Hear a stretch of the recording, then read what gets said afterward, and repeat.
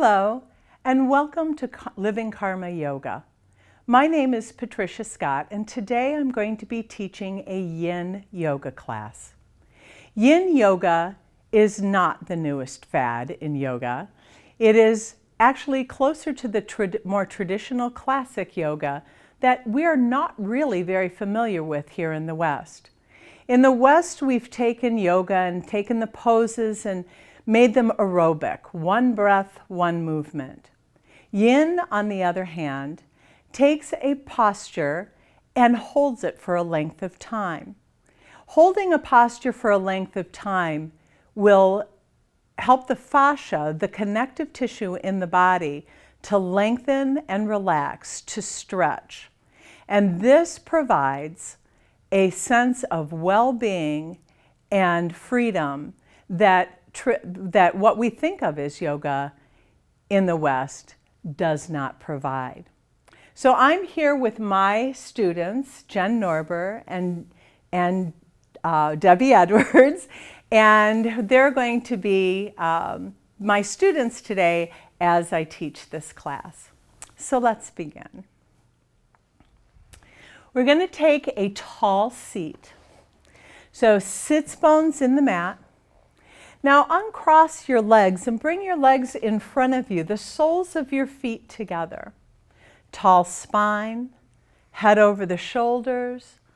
Maybe close your eyes for just a moment. Long inhale, long exhale. So this first posture that we're coming into is called butterfly. The soles of the feet are together, the knees are wide. We're going to, as we hold this pose, we're going to allow the spine to curl over. So if you like, behind you, you've got a couple of bolsters and you've got some blankets. So if you'd like, you can set your bolster right in your lap, blankets on top of the bolster, and then curl over as we begin to take this pose. So Yin Yoga is totally supported. Notice that I instructed my students to get something that, so when they curl over and open their spine, they're supported in the pose. Taking an inhale, exhaling, rounding the spine, bringing the chin down. The arms can just hang, the head hangs. It's really interesting in these poses to see how different your students are going to be. Obviously, Jen is extremely flexible. Her forehead is on the mat.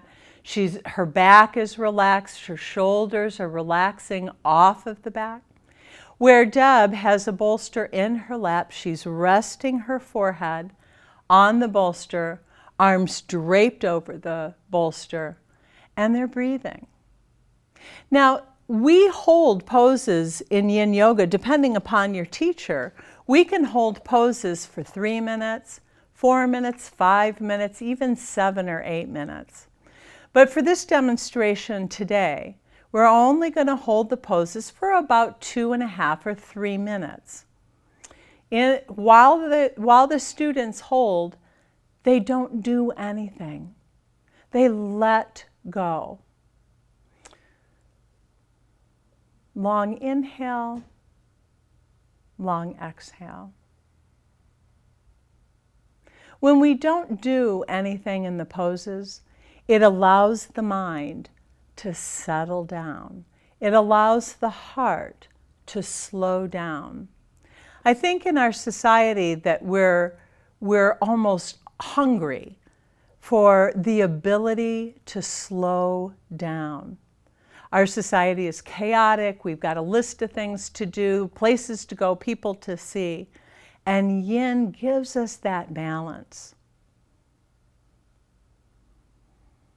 Soften your mind. Soften your heart. Soft breath.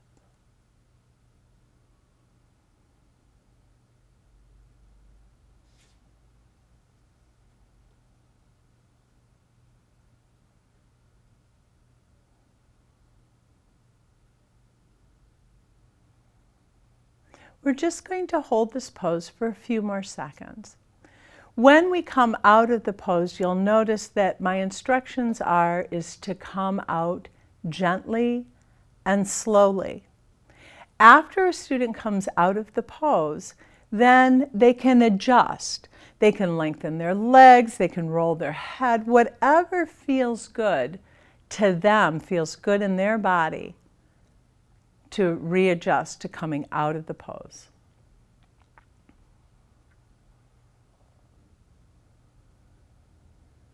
So on your next inhale, inhale long through your nose. Open mouth, exhale. And slowly and gently release the pose. Nice. Make any adjustments that you need to make. Beautiful.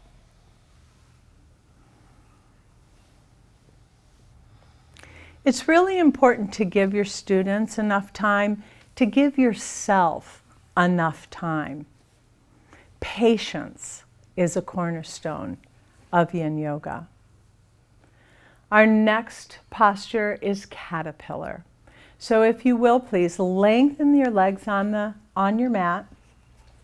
You can take your bolster and set it either between your legs. Make it skinny though, kind of like smush it together. Make it skinny. Good. And then if you need even more propping than that, take your blankets, take them over the top of your bolster so that when you fold forward, your forehead has something to rest on.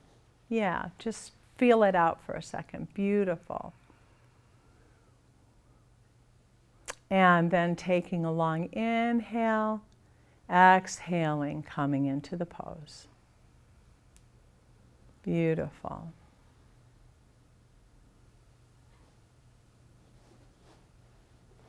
Excellent. So you'll notice that for both students, their heads are propped up on a bolster. This allows students to truly relax into the pose. If our head is hanging, which is not a bad thing either because your head weighs 12 pounds and as it hangs, it provides traction for your neck and your back, it still creates a kind of tension, holding on to the head as it's bent over. So in this situation, with the head propped up, then there's no holding in the neck. And that's what we want to do. We want to be able to let go. Notice too that in both students, their shoulders are rounded off the back. This allows the connective tissue in the back to open, to clear. Long inhale, long exhale. Soft hands, soft shoulders, soft jaw. Even relax your feet. There you go. Nice. Long inhale, long exhale. The connective tissue in our body is everywhere, literally everywhere. It surrounds every muscle, every organ. It surrounds all the major systems in the body.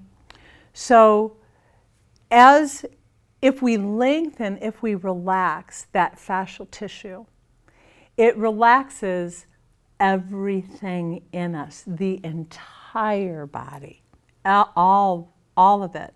And so when we get up after a yin practice, you have a sensation of lightness that you don't have in other yoga practices. We continue to hold these postures. They simply take time.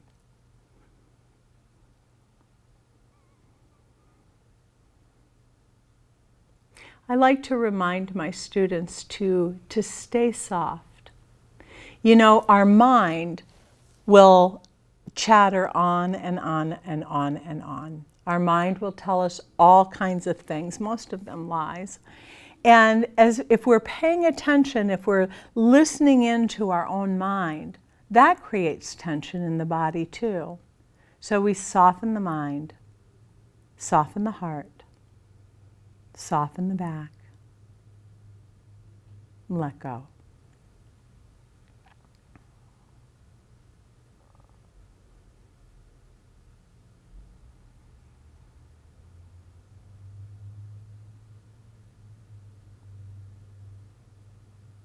On your next inhale, inhale long through your nose.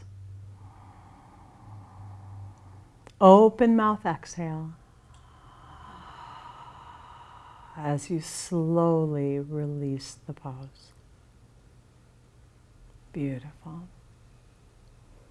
And take some time after releasing the pose, maybe counter the release. Feel into your shoulders. Beautiful. Nice. So while they're doing that, the purpose of the first pose that we took was to open the muscles and the connective tissue on the inside of the thighs. The forward fold that both students just did open up the back of the legs, through the hips, and over through the spine. So as we continue to release in a systematic way, we're going to take on the IT band.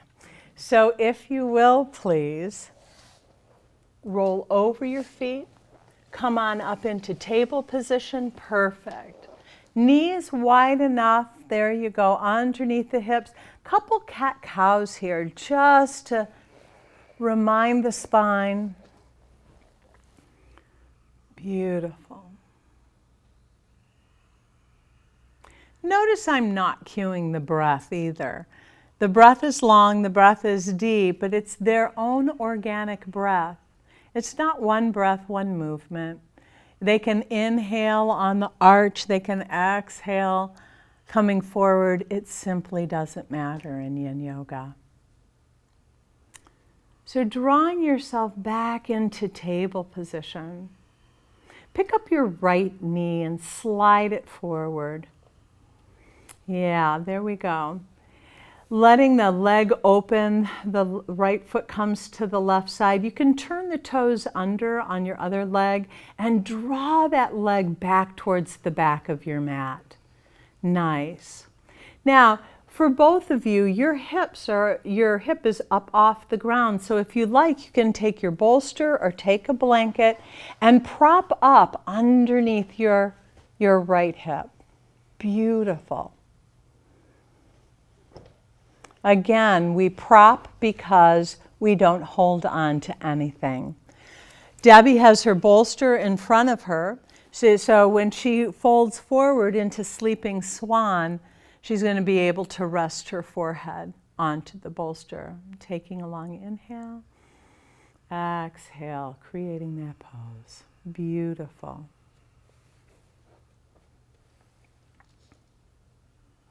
In Yin Yoga, the poses have different names than they do in regular Hatha Yoga. Most of the time, this pose is called pigeon pose. And in Yin Yoga, it's called sleeping swan. And the reason why the Yin Yoga people have changed the names of the poses is because in Hatha Yoga, there comes to be a certain way we enter into a pose. In Yin Yoga, it doesn't matter. So we don't have to come into pigeon from down dog. We don't have to come in from table position. The student comes into the pose in the way that they feel most comfortable coming into the pose. The purpose of this pose is the IT band. The IT band is a very long piece of fascia that begins up here in the hip, travels down the side of the leg, and connects underneath the knee on the side of the leg. It's a thick piece of fascia, and it's a pretty tough piece of fascia. And so we won't do it today, but traditionally we hold this pose even longer than we hold the other poses. Fascia, remember, takes time. Notice too that there's no specific instructions for the hands. It doesn't matter where your hands are. It doesn't matter if your toes are turned under. What matters is the leg underneath the heart over the earth, stretching and working with the IT band. Long inhale and long exhale.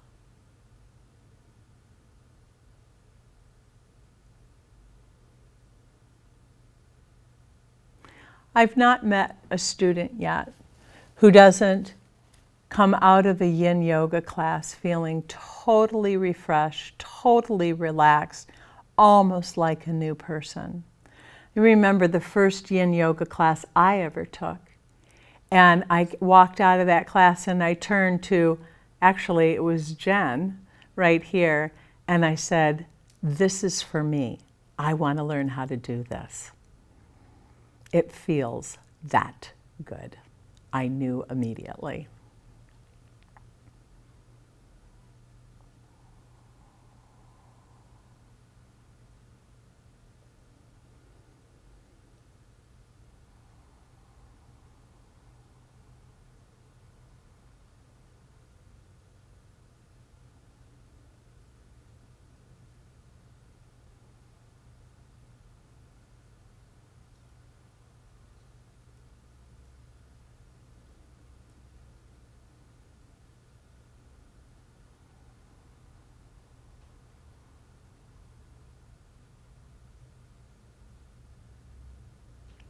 On your next inhale, draw your hands underneath your shoulders and slowly and gently draw yourself out of the pose.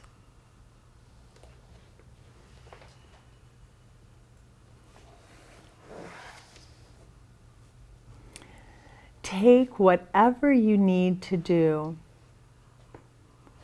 Move in whatever way your body is asking for. Yeah, maybe it's down dog. Beautiful.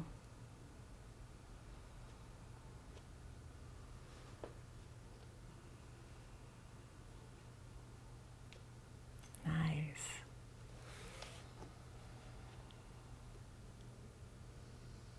And eventually we'll meet back in table position.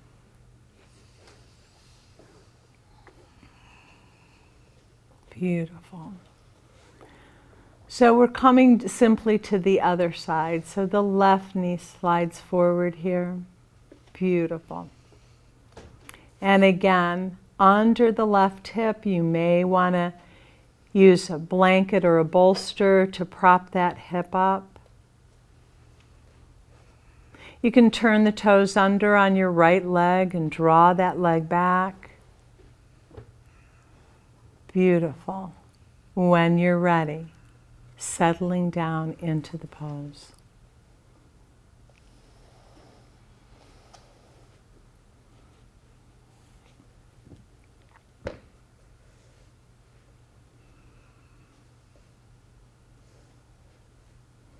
Nice.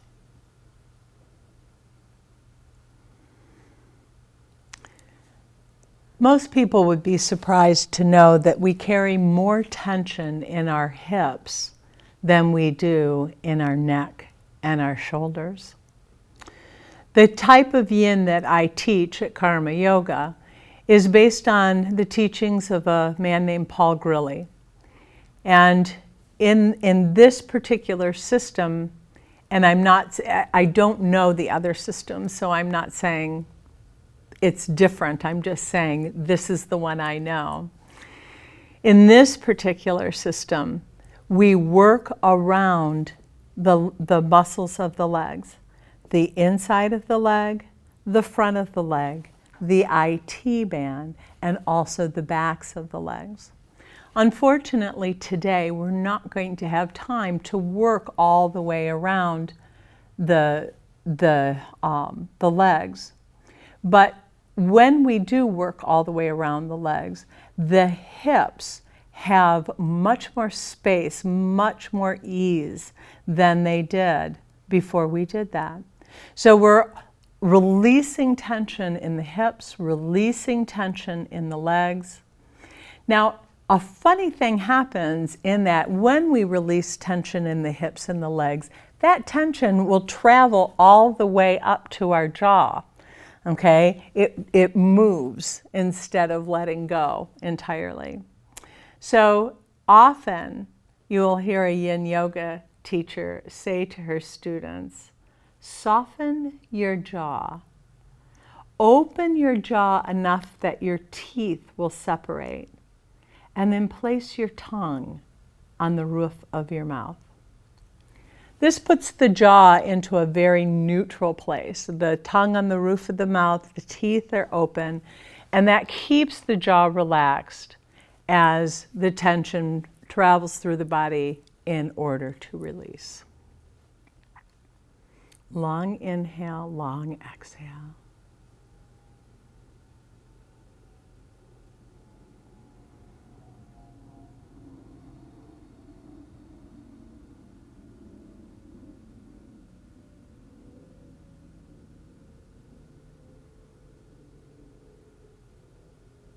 Sometimes the hardest thing for a yoga teacher is to not talk all the time.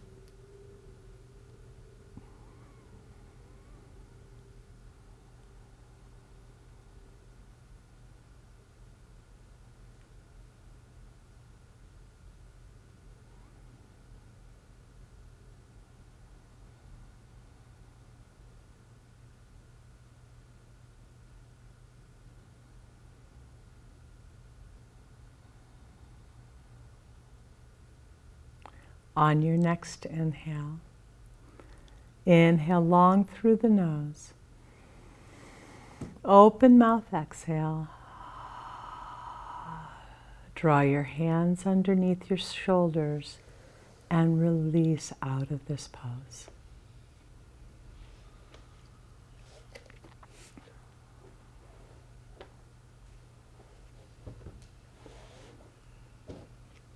In our lives, we often simply go from one thing to another. One of the things that I love about yin yoga is that we take the time to allow the student to move in any way that feels good, any way that their body is asking for.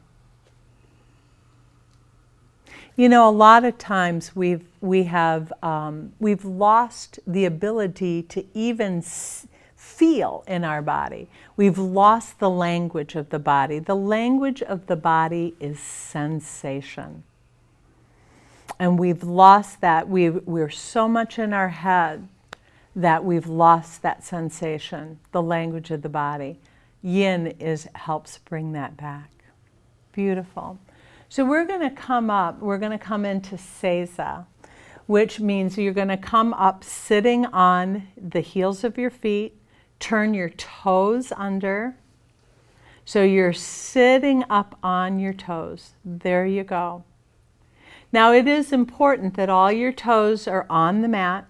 So you may want to take your hand, and it's usually the pinky that's a little astray. Yeah, let that pinky come out. And sitting on the mat.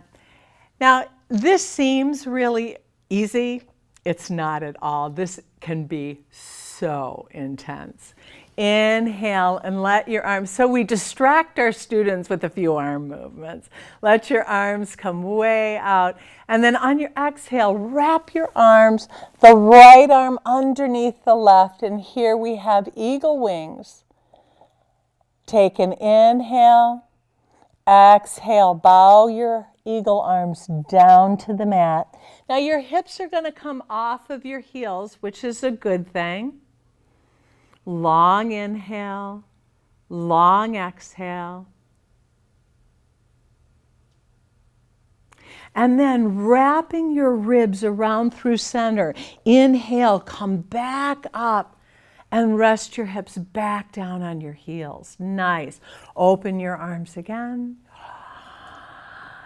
Exhale, draw the other arm underneath, the right arm underneath, or the left, whichever side that we're on. Wrap your ribs around each other and exhale, bow forward again, bringing your hips off of your heels. Long inhale, long exhale.